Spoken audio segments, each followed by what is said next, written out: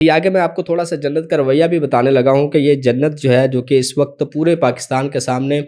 مبینہ طور پہ اب سوالات تو بہت سارے کھڑے ہو گئے ہیں، تو ان کی جو مظلومیت ہے ان کے اوپر بھی سوال کیا جا رہا ہے۔ اگر تو یہ ایکسیڈنٹ ہے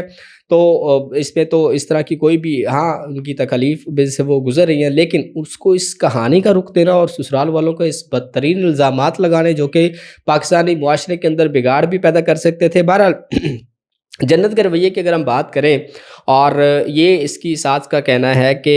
بلکہ اس کی جو نند ہے ارم، اس کا یہ کہنا ہے کہ اس کے والدین جو ہے یعنی کہ اس کے ساس سسر جنت کے، وہ ارم کے پاس رہتے ہیں اور یہ ان کو کھانا وغیرہ بنا کر نہیں دیتی ہیں، اور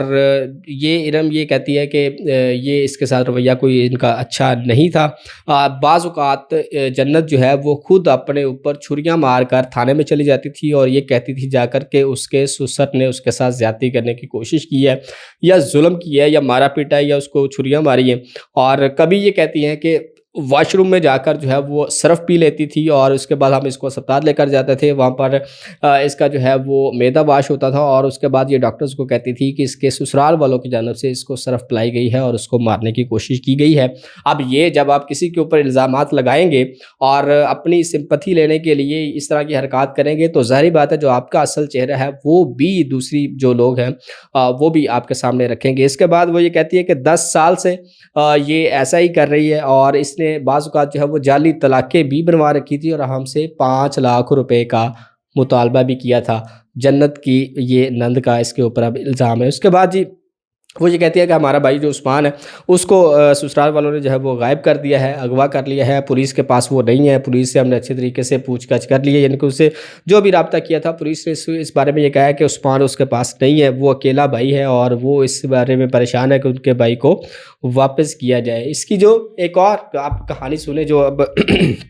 جنت کا اصل چہرہ ہے، اس کی جو ساس نے اس کے اوپر اب ایک الزام لگایا ہے مبینہ طور پہ۔ وہ یہ کہتی ہے کہ وہ ایک دفعہ رمضان میں اعتکاف بیٹھی ہوئی تھی، اور اس نے اپنا سامان جو ہے وہ وہاں پہ اکٹھا کرنا شروع کیا، اور اکٹھے کرتے کرتے اس جگہ پر آ گئی جہاں پر اس کی ساس جو ہے وہ اعتکاف بیٹھی ہوئی تھی، اور جوتوں سمیت اس کے مصلے کے اوپر جو ہے وہ جو اس کی ایک اعتکاف والی جگہ تھی اس میں داخل ہوئی، اور اسے آ کے کہتی ہے کہ تمہیں اس کے علاوہ کوئی اور جگہ نہیں ملی تھی اعتکاف بیٹھنے کے لیے، اور یہ جنت نے اپنی ساس سے کہا تھا۔ اس کے بعد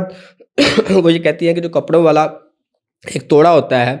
اس نے وہ اس سے قرآن پاک کو بھی ہٹ کیا، قرآن پاک جو ہے وہ کانپ بھی گیا تھا، یہ اس کے ساس کا جو کہنا ہے۔ اور اس کے علاوہ اس کی ساس نے روتے ہوئے یہ بات کہی کہ کپڑوں کا ایک توڑا جو ہے وہ اس نے اس کی کمر کے اوپر بھی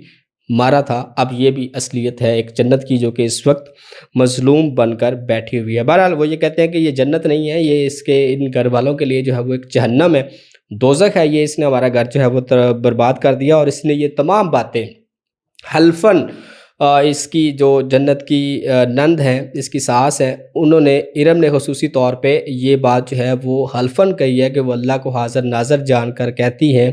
انہوں نے جنت کے اوپر کوئی بھی تشدد نہیں کیا ہے، نہ اس کے ساتھ زیادتی ہوئی ہے، نہ اس کو شراب پلائی گئی ہے، اور نہ ارم نے اس کے منہ کے اوپر پیشاب کیا تھا۔ یہ اب انہوں نے حلفاً اس بات کو کہا ہے۔ انتہائی خوفناک اور انتہائی دل دہلا دینے والا یہ والا پورشن ہے اس ویڈیو کا، جس میں اس نے اپنے سسر کے اوپر بھی الزام لگائے تھے، جو وہ سسر جو کہ پیرالائز ہے، جو کہ فالج کا مریض ہے، جو کہ اپنا ہاتھ خود سے اٹھا نہیں سکتا، اس کے اوپر یہ الزام لگایا گیا تھا کہ اس نے جنت کے ہاتھ پکڑے تھے اور باقی لوگوں نے اس کے ساتھ زیادتی کی تھی کانپتے ہاتھوں کے ساتھ۔ میں نے خود وہ فوٹیج دیکھی ہے کہ وہ باپ جو ہے وہ کسی کا ہاتھ پکڑے تو اس کا ہاتھ خود اس طریقے سے ہل رہا تھا، اس نے ایک خاتون کا، اور جس کے ساتھ زیادتی کی جا رہی ہو، کیا وہ اس کے اوپر ریئیکٹ نہیں کرتی؟ کیا وہ اپنے آپ کو بچانے کی کوشش نہیں کرتی؟ تو یہ ایک کانپتا ہاتھ جو ہے وہ کس طریقے سے اس خاتون کو پکڑ سکتا ہے، اس کا جواب آپ نے کمنٹ سیکشن میں دینا ہے۔ بہرحال وہ بیچارہ جو سسر ہے، جب اس سے سوال کیا گیا کہ آپ کو دکھ نہیں ہوتا، اور اس کے اوپر وہ دھاڑے مار کر رونے لگ گیا کہ دکھ نہیں ہے، اس کے اوپر جو ہے وہ قیامت ڈھائی گئی ہے، اور اس کی عزت کا جنازہ جو ہے وہ اس کی اپنی بہو کے ساتھ نے نکالا ہے۔ انتہائی خوفناک،